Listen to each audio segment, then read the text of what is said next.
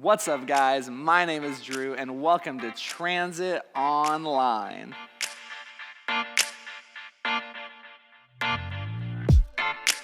Thank you all so much for joining with us today. We are so happy to have you all here. If it is your first time or one of your first times, there's going to be a number on screen you can text or a link down in the description that you can follow where you're going to give us a little information about yourself so we can get you in the right group. But also, we're going to send you a $5 gift card to anywhere you would like because we're just so happy to have you. At Transit, we want you guys to know that we are trying to help you discover a faith of your own because we know how important that is.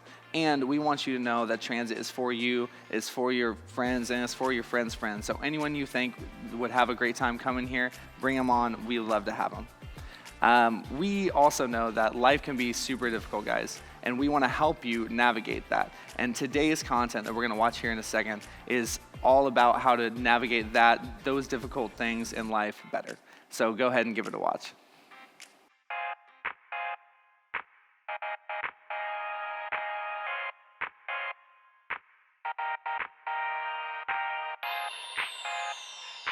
Okay, so I'm trying to find you guys a photo of me in middle school. Apparently it's more difficult. I've wiped them off the internet, but good for you, lucky you, I found one. Okay, this is me in middle school. Apparently the only photo I have is where I've cut out half of my family, but the most important part is I'm still here. So I want to introduce you though, because I cut them out of this photo, I want to introduce you to the rest of my family. And apparently we just take photos at weddings. I don't know why. I don't know why we can't just say, hey, let's take a family photo. No. Somebody has to get married. Don't care who, maybe an aunt, maybe an uncle, maybe a cousin. Family photos only at weddings. See, my entire family. Oh, don't you guys look great? It's 'cause you're at a wedding, everybody's dressed up. This is not how we normally look. Really, it's usually kind of more of a mess, but I'll tell you more. So I don't know what your family's like. My family, I think, is hilarious. And I'll tell you, there's one thing that I remember from when I was in middle school. I remember when my dad used to pick me up from youth group. And my dad, one year for Christmas, got a harmonica. You might know what a harmonica is. I don't know. It's the musical instrument where you go, insert sound clip of harmonica here.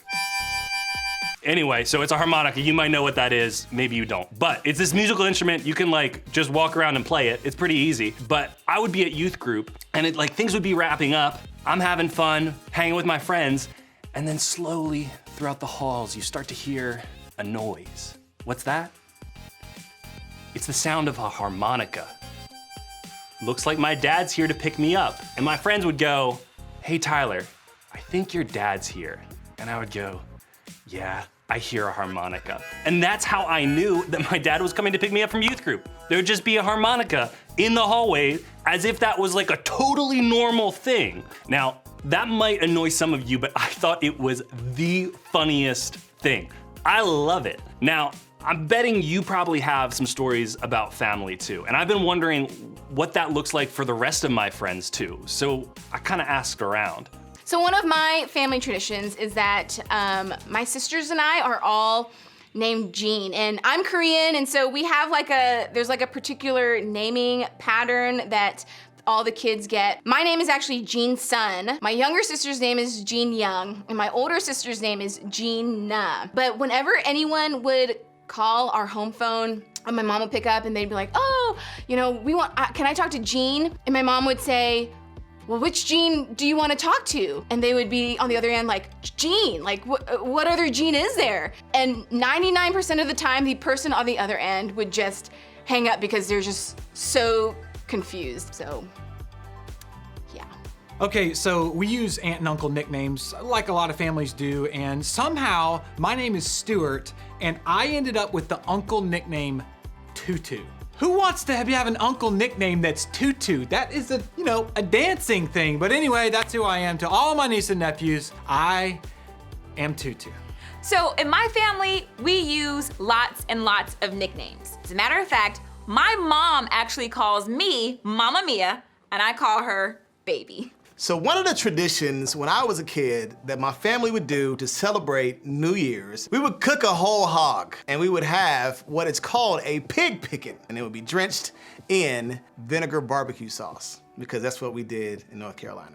So something unique about my family, our last name is Bohens, and growing up, every time we would go out to a restaurant to eat and we would put our name in, what's the thing up front called? The host. For some reason, and I don't know why this started or where, but we would always go by the name Green, which all of us in the family knew, but whenever somebody was joining our family for dinner and they'd be like, Green, party of 6, and we would all stand up, our friends or whoever was joining us for dinner would kind of look at us like, I thought your last name was Bohens. But I guess it was because it was like hard to pronounce or something. See, I'm not the only one. And I bet that's true of you too. And that's kind of the thing about your fam, or, you know, fam is short for family. It's how the cool kids say family.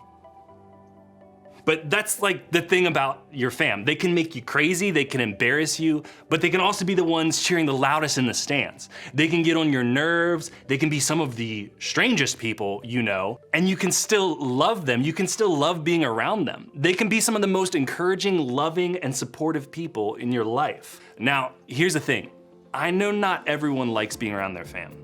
And that's because family can be stressful, unpredictable, even exhausting at times. Fighting, health issues, divorce, lying, rules, all these things and more can kind of make family a lot more complicated. Now, add faith to that equation. Believe it or not, faith, what each of you believes or doesn't believe, can make things even more complicated with your fam. Whether you've been a Christian for a long time or this Jesus thing is really new to you, here's what I would want you to know. Faith can create tension in your family. Maybe you already know this is true because your faith is really important to you. What you believe influences the way you live, and the way you live impacts your family. And that's complicated because you have a parent or a step-parent or a sibling who doesn't see faith the same way you do.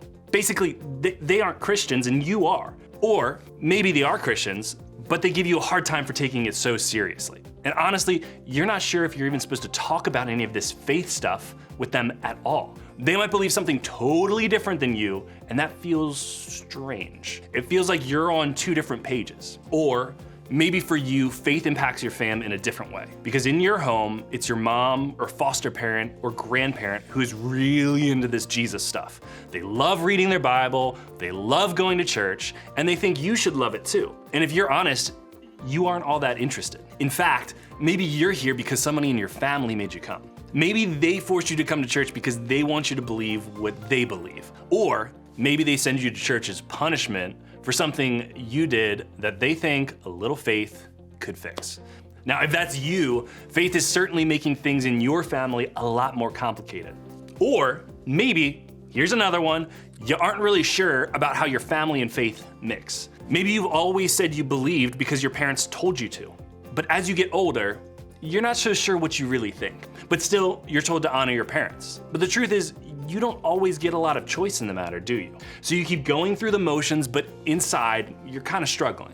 And because you can't talk to your family about it, it's making some things at home feel a little bit different. Do you see what I mean? Like, in one way or another, faith can create tension in our families, which is confusing because we're also told that faith is somehow supposed to make things better in our fam. But that doesn't always seem true, does it? So the question is, if faith can create tension in our families, how do we make sure faith is actually helping to make our families better? Pause, stop, break, good news. I think I might have an answer to that question. Technically, it's not my answer to that question. It's actually something Jesus said. And a guy named John, one of Jesus' closest friends and followers, wrote it down so that we could learn from it today. Now, before I tell you exactly what Jesus said that John wrote down, let me explain a little bit about what was happening before he said it. So just before Jesus was going to be arrested and eventually killed on the cross, he called his close friends and followers together for a meal. Now, even though Jesus warned them that he was gonna die, they didn't really understand. It didn't click with them that this was going to be the last meal they shared together as a fam. To them, they were just doing what they always did as a family. They were like kicking back, someone's making pizza, someone's talking about how their day was. I don't know, they were talking, having a good time, sharing a meal, talking about life. But because Jesus knew the way things were about to go down, he wanted to share a few really important words with his closest people. So at that dinner, he dropped this important truth to his fam.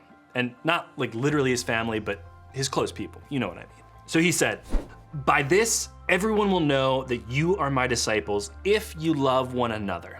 Now, this word disciples here, it just means that you follow Jesus. Jesus was saying that people will know we follow him and believe in him by the way we love each other. Jesus knew that difficult times were coming. He knew that this wasn't just a fun meal and that things were gonna get harder, that his friends would get scared, persecuted, and even tempted to turn their back on him. Yet when it all came down to it, Jesus took this one last opportunity to remind them that loving each other was the most important thing they could do. Loving each other was the way they could show the world that they believed in him. Loving each other was the way their faith could make an impact. I think that the same can be true of our families. If we want faith to do more than create tension in our family, if we want it to actually impact our families for the better, then it's not about winning them to our side. It's not about convincing each other to believe the same thing or arguing about what's true or right. It's just about love. Because loving your family is how your faith can make an impact. Now, this isn't easy. Let me be clear, this isn't easy. Loving your family the way Jesus asks can be so difficult, really difficult. In fact, some days, it might be the hardest thing you're called to do, but I think Jesus knew that. I think that's why he didn't leave us to figure out how to do it on our own. So a few years later, God led a guy named Paul to write a bunch of letters to churches to instruct and encourage them in their faith. They were living after Jesus' death and resurrection, and honestly, most of them were a lot like me and probably a lot like you. They were people just trying to figure out how this whole faith thing impacts the different parts of their lives. And in one of the letters, Paul laid out for them and us exactly what this looks like to love others. He said this: "Love is patient, love is kind. It does not envy, it does not boast, it is not proud. It does not dishonor others, it is not self-seeking, it is not easily angered, it keeps no record of wrongs. Love does not delight in evil, but rejoices with the truth. It always protects, always trusts, always hopes, always perseveres." When Jesus calls us to love one another, this is what he's actually asking us to do. To be patient, kind, humble, respectful, and selfless. To not get upset easily or hold grudges. To protect and trust and hope and stick it out with the people around us. To love our family the way Jesus calls us to love them. So you probably see this by now, but loving your family is how your faith can make an impact.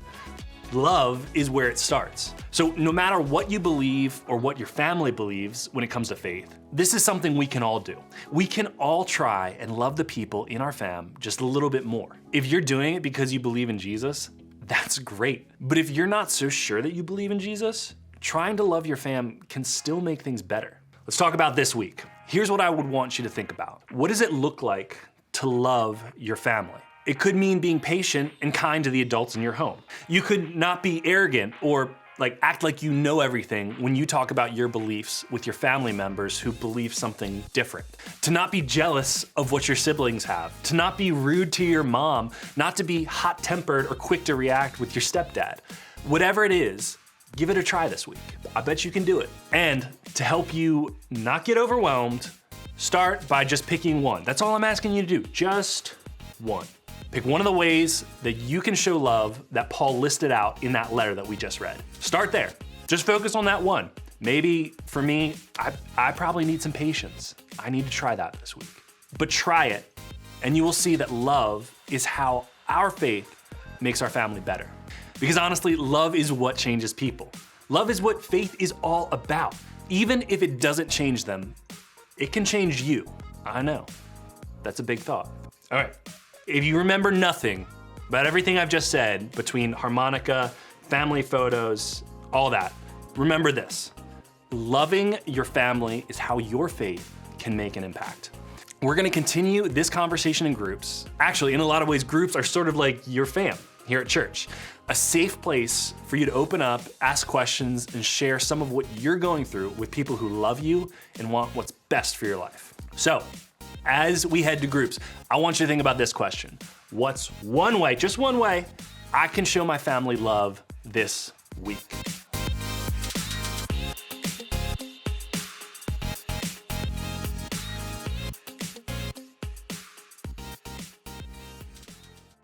Hey guys, I really hope that you enjoyed today's content.